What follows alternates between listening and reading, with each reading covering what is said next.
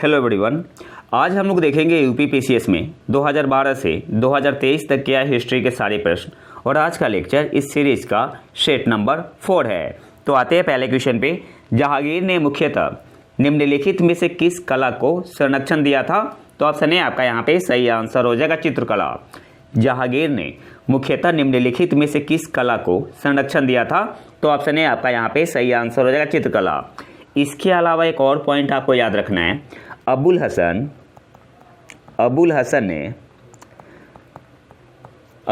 ने जहांगीर के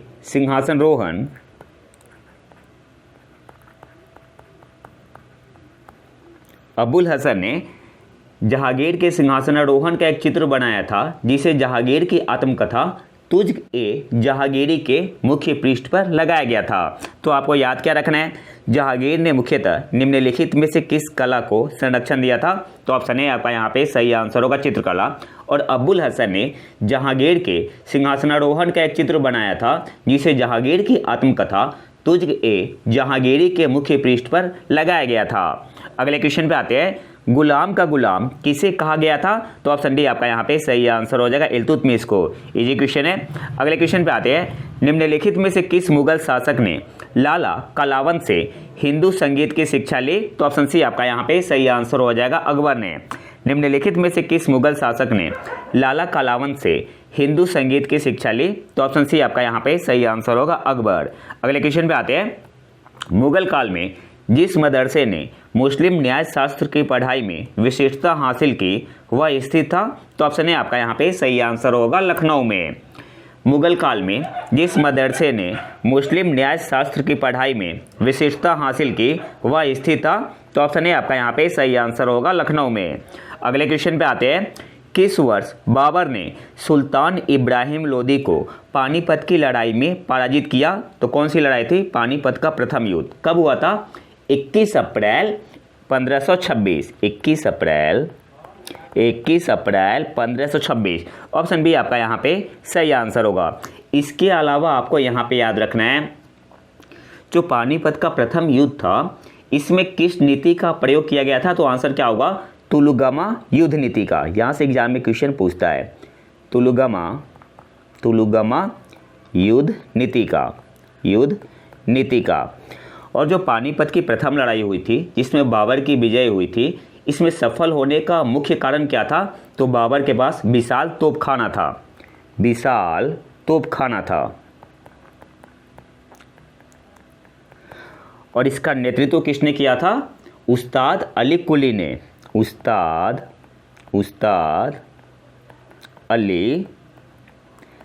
ने। और बंदूकचियों का नेतृत्व किसने किया था? पूछता है एग्जाम में। बंदूकचियों का नेतृत्व किसने किया था? मुस्तफ़ा ने। तो ये सारे इंपॉर्टेंट पॉइंट है, आपको याद रखना है। अगले क्वेश्चन पे आते हैं। भारतीय गौरव का अंतिम सूर्य किसके लिए प्रयुक्त हुआ? सही आंसर यहाँ पे क्या होगा? ऑप्शन बी आपका यहाँ पे सही आंसर हो जाएगा Prithviraj. The last son of Indian glory किसके लिए प्रयुक्त हुआ? तो ऑप्शन बी आपका यहाँ पे सही आंसर हो जाएगा पृथ्वीराज। अगले क्वेश्चन पे आते हैं।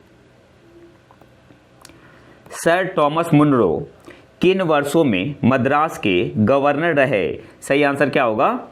ऑप्शन है आपका यहाँ पे सही आंसर हो जाएगा 1820 से 1827। सर थॉमस मुनरो किन 2 वर्षों में मद्रास के गवर्नर रहे? तो ऑप्शन है आपका यहाँ पे सही आंसर हो जाएगा 1820 से 1827। और रैयतवाड़ी व्यवस्था के जन्मदाता कौन थे? रैयतवाड़ी व्यवस्था के जन्मदाता कौन थे? तो एक तो थे सर थॉमस मुनरो, और इनके साथ एक और कौन थे? Captain read. तो ये नाम भी आपको याद रखना है, कैप्टन रीड। और सबसे पहले जो रैयतवाड़ी व्यवस्था था, इसे कहाँ लागू किया गया था? तो तमिलनाडु के बारामहल जिले में। तमिलनाडु के टीएन का मतलब यहाँ पे वो तमिलनाडु के बारामहल जिले में लागू हुआ था। बारामहल जिले में। अगले क्वेश्चन पे आते हैं। खिलाफत आंदोलन के प्रमुख नेता निम्नलिखित में से कौन थे? ऑप्शन ए आपका यहाँ पे सही आंसर हो जाएगा मौलाना मोहम्मद अली और शौकत अली। खिलाफत आंदोलन के प्रमुख नेता निम्नलिखित में से कौन थे? तो ऑप्शन ए आपका यहाँ पे सही आंसर होगा मौलाना मोहम्मद अली और शौकत अली। अगले क्वेश्चन पे आते हैं। देवबंद आंदोलन यूपी संयुक्त प्रांत में किस वर्ष में प्रारंभ हुआ था? तो सही आंसर यहाँ पे होगा ऑप्शन डी 1866 में। देवबंद आंदोलन यूपी संयुक्त प्रांत में किस वर्ष में आरंभ हुआ था? तो 1866 में। ऑप्शन डी आपका यहाँ पे सही आंसर होगा। अगले क्वेश्चन पे आते हैं। मोतीलाल नेहरू और सी.आर. दास द्वारा 1923 ईस्वी में गठित पार्टी का नाम क्या था? तो ऑप्शन सी आपका यहाँ पे सही आंसर हो जाएगा स्वराज पार्टी। मोतीलाल नेहरू और सी.आर. दास द्वारा 1923 ईस्वी में गठित पार्टी का नाम क्या था? तो ऑप्शन सी आपका यहाँ पे सही आंसर हो जाएगा स्वराज पार्टी। और सी.आर. दास अध्यक्ष थे, सी.आर. दास ही अध्यक्ष थे स्वराज पार्टी के। और मोतीलाल नेहरू क्या थे? महासचिव थे। मोतीलाल नेहरू महासचिव थे, महासचिव थे। अगले क्वेश्चन पे आते हैं। लॉर्ड डलहौजी की विलय नीति का प्रथम शिकार निम्नलिखित में से कौन हुआ था? तो सही आंसर यहाँ पे क्या होगा? सतारा आपका हुआ था 1848 में। झांसी आपका हुआ था 1853 में। संबलपुर कब हुआ था? 1849 में। संबलपुर और जैतपुर ये आपका कब हुआ था? जैतपुर ये आपका हुआ था 1849 में, 1849 में। और बघाट आपका हुआ था, बघाट ये आपका हुआ था 1850 में, 1850 में। नागपुर आपका हुआ था, नागपुर ये आपका हुआ था 1854 में, नागपुर 1854 में। तो सबसे पहले सतारा हुआ था, तो ऑप्शन बी आपका यहाँ पे सही आंसर होगा। अगले क्वेश्चन पे आते हैं। सूची 1 को सूची 2 के साथ सुमेलित करना है। जो प्रथम कर्नाटक युद्ध था ये अंत हुआ था एक्सला चैपल की संधि से, तो ये का आपका क्या हो जाएगा? चौथा हो जाएगा। प्रथम कर्नाटक युद्ध एक्सला चैपल की संधि से अंत हुआ था, तो ये का आपका हो जाएगा 4, ये का आपका हो जाएगा 4। बी क्या है? तृतीय कर्नाटक युद्ध, ये पेरिस के संधि से अंत हुआ था इसका, तो बी का आपका क्या हो जाएगा? पहला। बी का आपका हो जाएगा पहला। द्वितीय कर्नाटक युद्ध अनिर्णायक युद्ध था ये, तो सी का आपका हो जाएगा तीसरा, सी का आपका हो जाएगा तीसरा। और प्रथम मैसूर युद्ध इसमें ब्रिटिश की हार हुई थी, तो डी का आपका हो जाएगा दूसरा, डी का आपका हो जाएगा तो दूसरा। प्रथम कर्नाटक युद्ध एक्सला चैपल की संधि से अंत हुआ था। तृतीय कर्नाटक युद्ध पेरिस की संधि से अंत हुआ था। द्वितीय कर्नाटक युद्ध अनिर्णायक युद्ध था ये। और जो प्रथम मैसूर युद्ध था इसमें ब्रिटिश की हार हुई थी, तो ए का चौथा, बी का पहला, सी का आपका तीसरा और डी का दूसरा। अगले क्वेश्चन पे आते हैं। पश्चिमी भारत के डीके कार्वे का नाम निम्नलिखित में से किस संदर्भ में आता है? तो सही आंसर यहाँ पे क्या होगा? यहाँ पे सी भी आपका सही है और डी भी आपका सही है, तो दोनों सही है, C and D both, C and D both. पश्चिमी भारत के डीके कर्वे का नाम निम्नलिखित में से किस संदर्भ में आता है? तो स्त्री शिक्षा और विधवा पुनर्विवाह, सी एंड डी बोथ। अगले क्वेश्चन पे आते हैं। अंग्रेजों के विरुद्ध खान अब्दुल गफ्फार खान द्वारा प्रारंभ किए गए आंदोलन का नाम क्या था? तो लाल कुर्ती, ऑप्शन है आपका यहाँ पे सही आंसर होगा। अगले क्वेश्चन पे आते हैं। निम्नलिखित में से किसके विरोध में रविंद्रनाथ टैगोर ने अपनी नाइटहुड का परित्याग कर दिया था? तो जालियांवाला बाग जनसंहार, तो ऑप्शन बी आपका यहाँ पे सही आंसर होगा। इजी क्वेश्चन है ये तो। अगले क्वेश्चन पे आते हैं। सूची 1 को सूची 2 से सुमेलित करना है। अशोक, तो अशोक ने कौन सी उपाधि धारण की थी? प्रियदर्शी, तो ये का आपका हो जाएगा दूसरा, ये का आपका हो जाएगा, ये का आपका हो जाएगा दूसरा। समुद्रगुप्त, समुद्रगुप्त ने परिक्रमांका, तो बी का आपका हो जाएगा पहला, बी का आपका हो जाएगा पहला। चंद्रगुप्त द्वितीय, विक्रमादित्य, तो सी का आपका हो जाएगा चौथा, सी का आपका हो जाएगा चौथा। स्कंदगुप्त क्रमादित्य, तो डी का हो जाएगा तीसरा, ए का दूसरा, बी का पहला, सी का चौथा, डी का तीसरा। 2 1 4 3 कौन से ऑप्शन में है? ऑप्शन सी में है, 2 1 4 3, तो ऑप्शन सी आपका यहाँ पे सही आंसर होगा। अगले क्वेश्चन पे आते हैं। निम्नलिखित में से कौन सिकंदर के साथ भारत में नहीं आया था? तो ऑप्शन सी आपका यहाँ पे सही आंसर होगा, डाइमेकस। निम्नलिखित में से कौन सिकंदर के साथ भारत में नहीं आया था? डाइमेकस। ऑप्शन सी आपका यहाँ पे सही आंसर होगा। अगले क्वेश्चन पे आते हैं। निम्नलिखित में से कौन सा जोड़ा सही सुमेलित नहीं है? तो यहाँ पे सही आंसर क्या होगा? ऑप्शन बी आपका यहाँ पे सही आंसर होगा। ये आपका सही सुमेलित नहीं है। द नेचुरल हिस्ट्री, इसके राइटर कौन है? Pliny the Elder. Pliny the Ptolemy नहीं होगा, क्या होगा? Pliny the Elder. PLINY, Pliny the Elder, the Elder. तो ऑप्शन बी आपका यहाँ पे सही आंसर होगा। ये आपका सही सुमेलित नहीं है। बाकी लाइफ ऑफ वेन्सांग हुइली ये आपका सही सुमेलित है। हिस्टोरियल फिलिपिकल पाम्पेइस ट्रोगस ये भी आपका सही सुमेलित है। द हिस्ट्रीज हेरोडोटस ये भी आपका सही सुमेलित है। ये भी आपका बिल्कुल सही सुमेलित है। जो ऑप्शन बी है द नेचुरल हिस्ट्री, यहाँ पे होगा प्लिनी द एल्डर, ना कि टोल्मी, इसलिए बी आपका सही सुमेलित नहीं है। अगले क्वेश्चन पे आते हैं। सर्ग, प्रतिसर्ग, वंश, मनवंतर और वंशानुचरित संकेतक है तो पुराणों के। ऑप्शन बी आपका यहाँ पे सही आंसर होगा। सर्ग, प्रतिसर्ग, वंश, मनवंतर और वंशानुचरित संकेतक है पुराणों के। ऑप्शन बी आपका यहाँ पे सही आंसर होगा। अगले क्वेश्चन पे आते हैं। निम्नलिखित में से राज्य के सप्तांग सिद्धांत के अनुसार राज्य का 7वां अंक कौन सा था? तो ऑप्शन सी आपका यहाँ पे सही आंसर हो जाएगा मित्र। निम्नलिखित में से राज्य के सप्तांग सिद्धांत के अनुसार राज्य का 7वां अंक कौन सा था? तो ऑप्शन सी आपका यहाँ पे सही आंसर हो जाएगा मित्र। अगले क्वेश्चन पे आते हैं। ऋग्वैदिक काल के प्रारंभ में निम्न में से किसे महत्वपूर्ण मूल्यवान संपत्ति समझा जाता था? तो गाय को। ऑप्शन बी आपका यहाँ पे सही आंसर होगा। ऋग्वैदिक काल के प्रारंभ में निम्न में से किसे महत्वपूर्ण मूल्यवान संपत्ति समझा जाता था? तो ऑप्शन बी आपका यहाँ पे सही आंसर होगा, गाय को। अगले क्वेश्चन पे आते हैं। निम्न में से किस किले का निर्माण अकबर के राज्यकाल में नहीं कराया गया था? तो दिल्ली का जो लाल किला है यह शाहजहां के समय करवाया गया था, शाहजहां के समय। तो ऑप्शन ए आपका यहाँ पे सही आंसर होगा। अगले क्वेश्चन पे आते हैं। निम्नलिखित में से किसने हिरण्यगर्भ धार्मिक कार्य कराया था? तो सही आंसर क्या होगा? ऑप्शन सी आपका यहाँ पे सही आंसर हो जाएगा, दंदी दुर्ग ने। अच्छा, दंदी दुर्ग कौन थे? तो मान्य खेत के, यहाँ से एग्जाम में पूछता है, मान्य खेत के राष्ट्रकूट वंश के संस्थापक थे। राष्ट्रकूट वंश के संस्थापक। निम्नलिखित में से किसने हिरण्यगर्भ धार्मिक कार्य कराया था? तो दंदी दुर्ग ने। और दंदी दुर्ग कौन थे? मान्य खेत के राष्ट्रकूट वंश के संस्थापक थे। अगले क्वेश्चन पे आते हैं।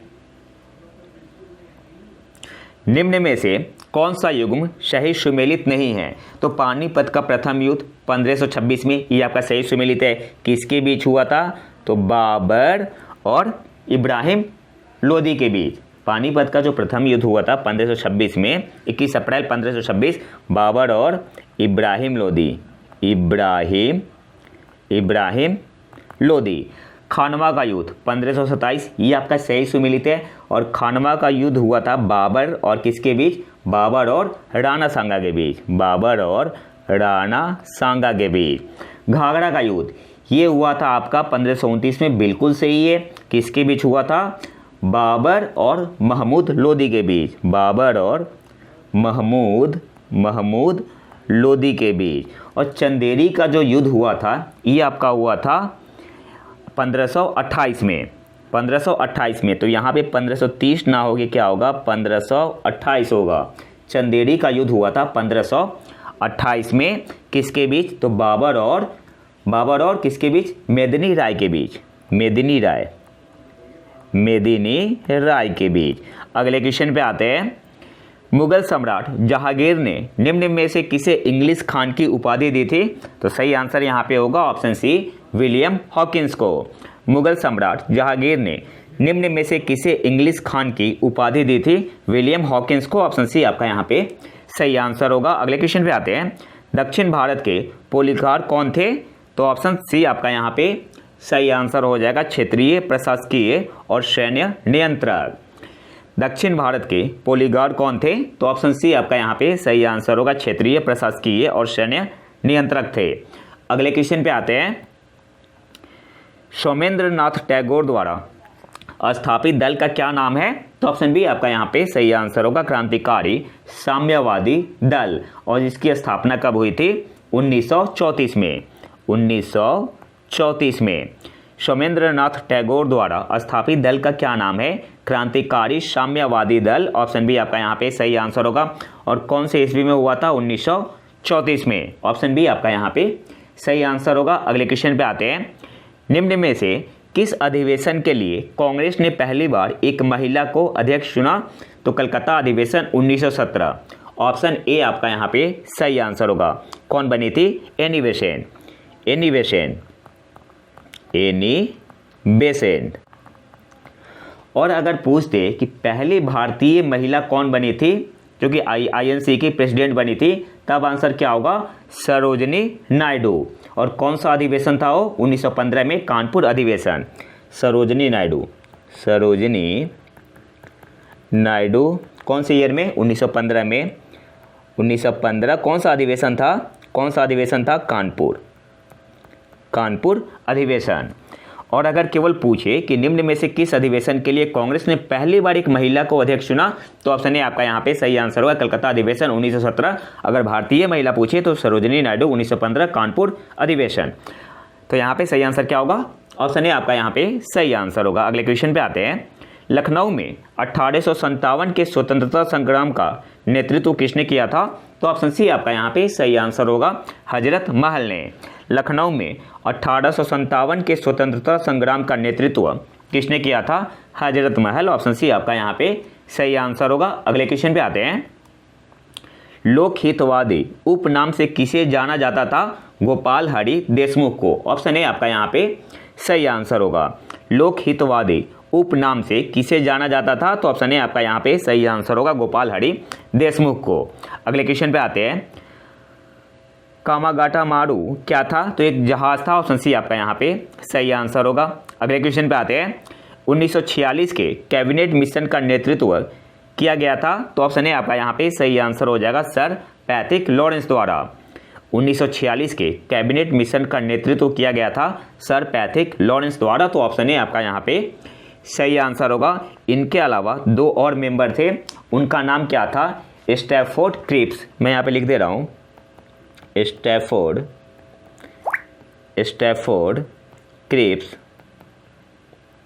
क्रिप्स। और दूसरे कौन थे? एवी अलेक्जेंडर।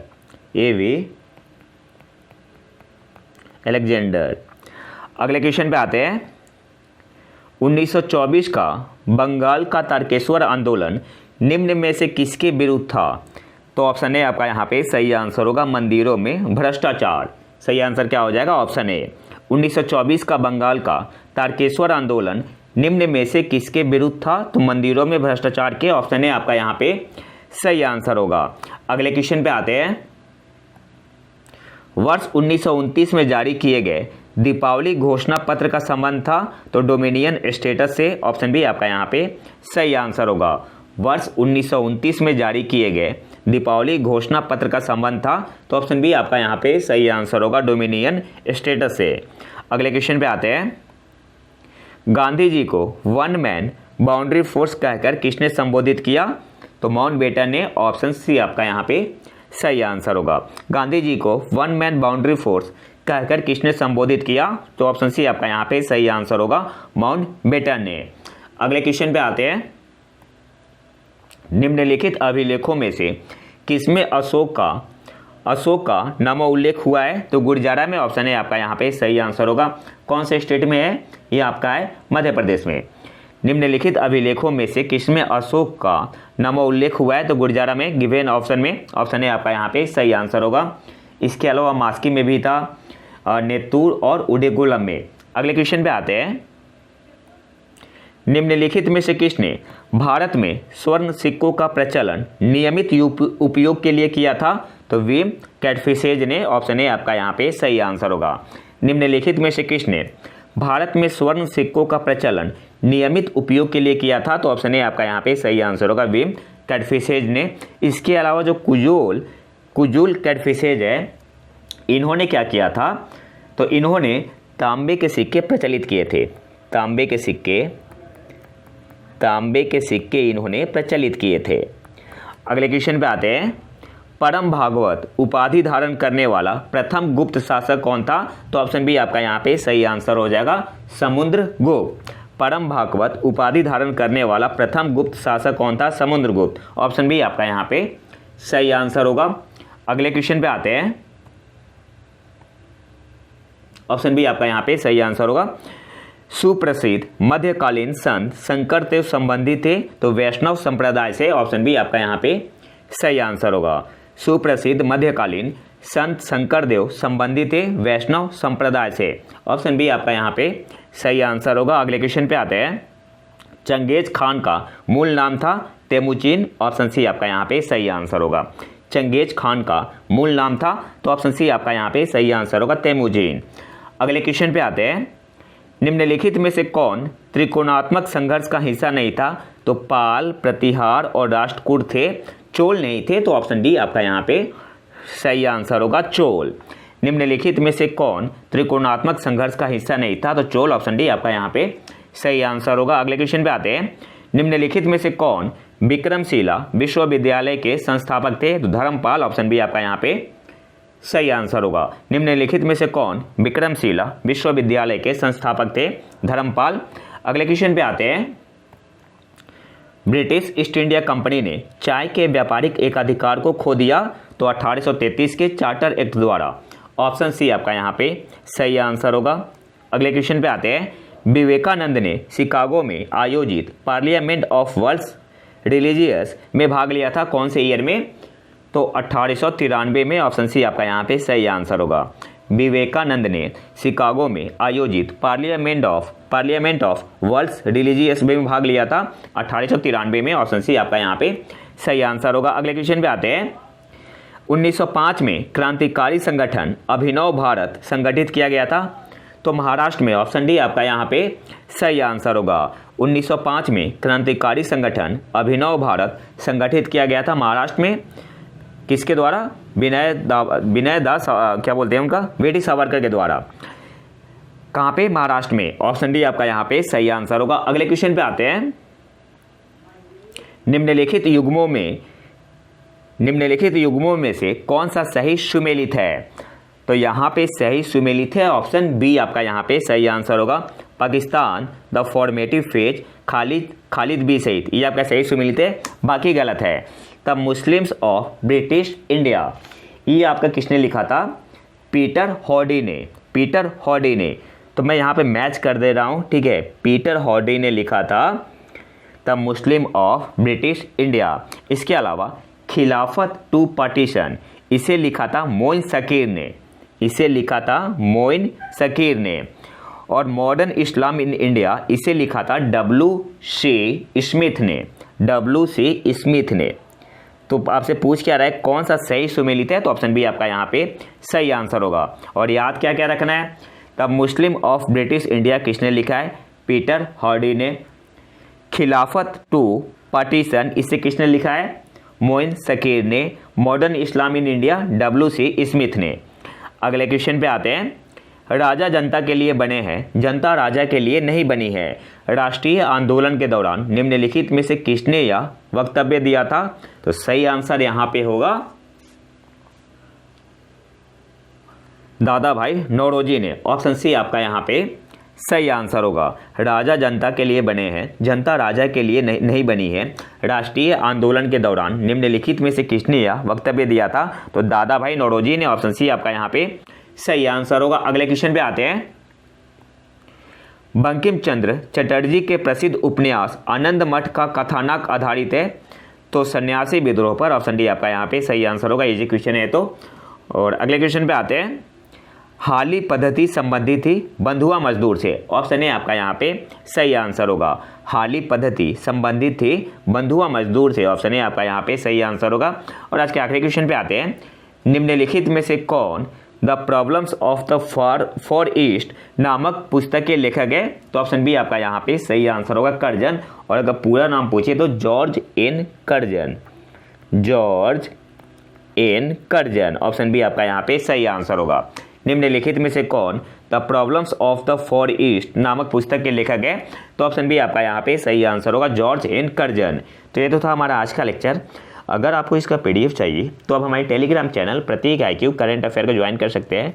मैं लिंक कमेंट बॉक्स में डाल दूंगा। और अगर वीडियो पसंद आए तो लाइक करें और चैनल को सब्सक्राइब जरूर कर ले। मिलते हैं नए वीडियो में नए टॉपिक के साथ, तब तक के लिए नमस्कार, जय हिंद।